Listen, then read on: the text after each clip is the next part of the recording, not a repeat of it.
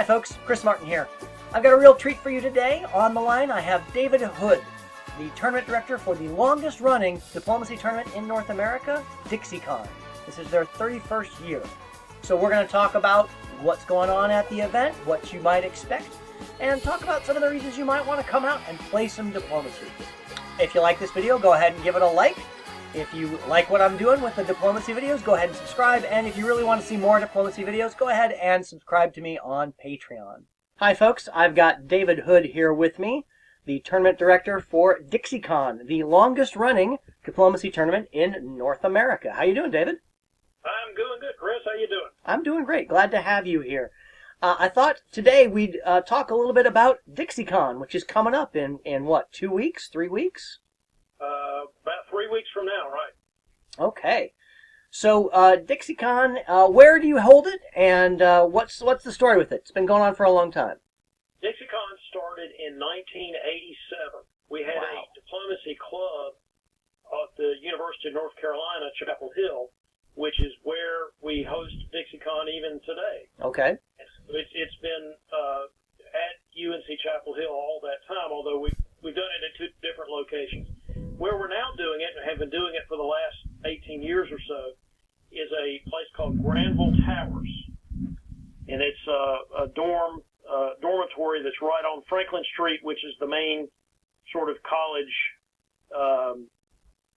street that Chapel Hill is built around. Okay. So we do it in a dormitory to keep the costs down. So we use the basement of a particular part of Granville Towers, and that's where we do almost all the gaming. We also do gaming on the lounge, on the floors and the lounges of each floor, and then people that want to could stay at the dorm at a really cheap rate, $35 a night to share. Oh, that's great. Or we also have some hotels relatively close by that people can drive or walk to if they'd rather do that. Yeah, I know for a lot of years I stayed in the dorms, and then in the last couple I've gotten the hotels, and they're pretty easy walking distance, or if you're bringing a car in, you can drive. Yes. Yes.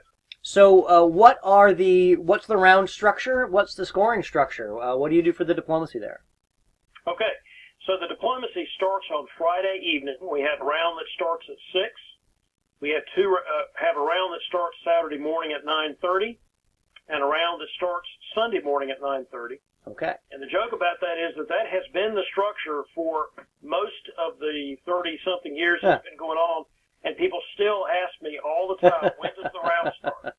And these are people that have been coming for 20 years, so it's kind of an inside joke.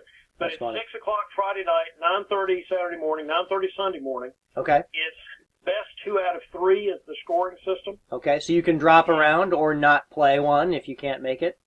Exactly, and we have a lot of people that come to DixieCon that actually don't want to play diplomacy the whole weekend, or possibly ever play diplomacy yet. We have lots of those people, so we have a side tournament for all the other games that people like to play.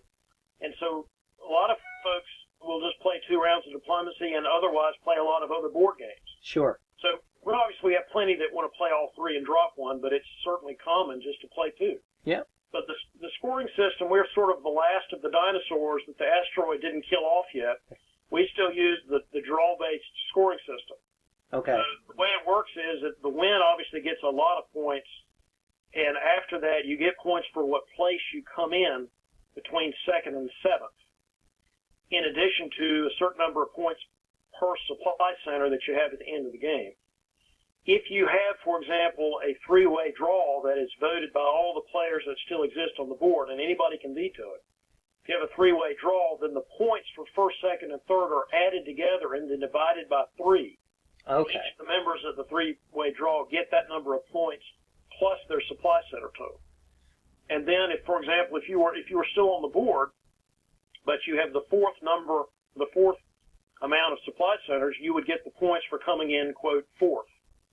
Okay, so if there's a 3-way draw and there are 5 players still alive when the draw passes, yes, then you pool together 1st, 2nd, and 3rd. You take those points and divide them 3 ways, and those go to the 3 players who are in the draw.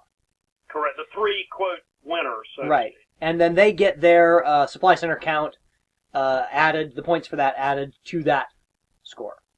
Exactly. Okay, the fourth place person gets their supply center count and fourth place points? They do. And fifth place points for the fifth place person, and sixth and seventh are obviously eliminated. Now, obviously, the points, as you go past about third, the points are pretty small and they're pretty close together. So there's not that much of a difference. Right. So there's some difference, but there's not that much of a difference between coming in fourth or fifth. Okay. Well, I mean, I remember a couple of years when first, second, and third in the tournament were decided by essentially one supply center. So That's absolutely correct. You know. And that's intended to be an incentive for people to actually keep playing sure. and get some more supply centers, which is also a potential incentive to allow a game to break open. Right. Because you've got a legitimate reason to keep going that you can explain to your draw partners. Well, I got to get more supply centers. That's right. What you're really doing is setting up your attempt to win. Right. Okay. That makes sense. And what kind of timing system do you use? Do players just set their own time throughout the weekend? This is the South. We take our time. Ah. We talk slowly. We like to sip our sweet tea while we play diplomacy. We're not in a hurry. This is the South again. Understood. So, seriously, we do not have a central time clock. Okay. The players keep their time themselves. If we run into a problem, they can always call me over and I can lay down the law, so to speak. But it is a tournament that is not designed to be a time, sort of a specific, strict time-keeping tournament. We don't like to take forever, but we do not have a central time clock, and games typically do run on different speeds. Okay. Because we have the default time, which is in the rules, but if the players want to, they can, by unanimous vote, change it to 12 minutes per turn, 10 minutes per turn, whatever. And we certainly have boards that do that. Okay, but the default is 15? Yes. And then for order writing, is it just a gentleman's agreement, as you might expect in a Southern tournament? Or it is mostly a gentleman's agreement, but, I mean, it's 5 minutes like it says in the rules. Okay. It's not quite formally dealt with, except on the Sunday round. Let me just explain. Okay. The Sunday round, I do try to keep people on task and on time because that's the only round at the DixieCon that has a time limit. Sure. Because you got to finish up. We got to get people on the plane. We got to send them home. So That's we got right. to stop at some point. And what is that hard stop? Is it a variable time length, or do you just kind of make a call when you feel it's right? How do you do that? No, it is going to stop sometime between, and I'd have to look at the rules again, but it's I think it's between 6 and 8 hours after the game begins. Starts at 9:30. So 3:30 to 5:30. 3:30 to 5:30, if I somewhere remember in there correctly.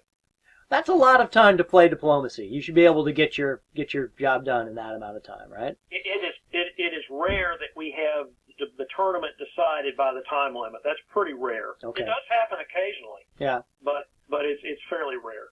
Okay. Well, what kind of players come to play diplomacy? Do you get a lot of travelers? Do you have a lot of locals? What's the scene like? We have a lot of mixture. I would say we have probably the most heterogeneous, the most diverse type of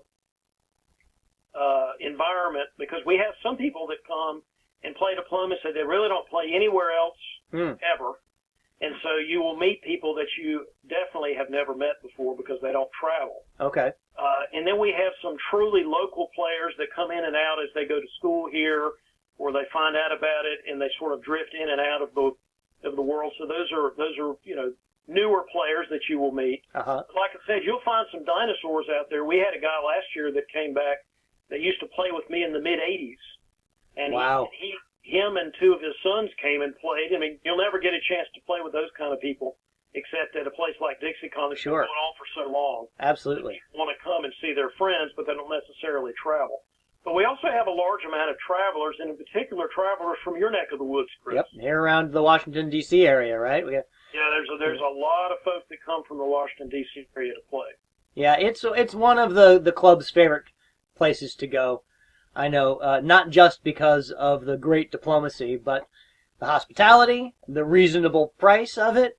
It's a good driving distance. It's not too far. And, of course, on Saturday, there's barbecue. There is barbecue. Usually at 5 p.m. on Saturday, we serve what we call Eastern North Carolina barbecue, which is some people outside of the South would call that pulled pork. Mm-hmm. Okay. That would be the term that you use, but here we call that barbecue. All right. And it is cooked for very long periods of time in a vinegar-based barbecue sauce. Mm-hmm. So that's what we have on Saturday afternoons. Always very popular. We usually eat outside, and it's a great time. Oh, fantastic. So you said that there is also non-diplomacy gaming pretty much going on the whole time? Yes, and that's been true from the very beginning of DixieCon. It used to be we had tournaments in particular board games. Back in the 80s when this started, yeah, diplomacy players, when they weren't playing diplomacy, they played Titan, and they played 1830, and they played the very, very old Civilization. Wow.